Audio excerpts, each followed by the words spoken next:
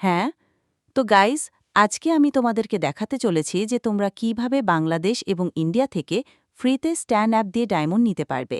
তো তোমাদেরকে স্ট্যান অ্যাপ দিয়ে ডায়মন্ড নেওয়ার জন্য তোমাদেরকে প্রথমে স্ট্যান্ড অ্যাপ ডাউনলোড করতে হবে, যেটা আমি কমেন্ট বক্সে পিন সাইন আপ করার পরে তোমাদের সামনে স্ট্যান্ড অ্যাপ ওপেন হয়ে যাবে।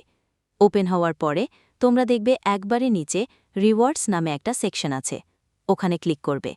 ক্লিক করার পরে তোমাদের সামনে কিছু অপশন ওপেন হবে, যেখানে লেখা আছে তোমরা ৫ টাকার রিডিম কোড নিতে পারবে, ৩০ টাকার রিডিম কোড নিতে পারবে, 35 টাকার রিডিম কোড নিতে পারবে, এবং সেগুলোর নিচে লেখা আছে যে সেগুলো নিতে জেমস লাগবে।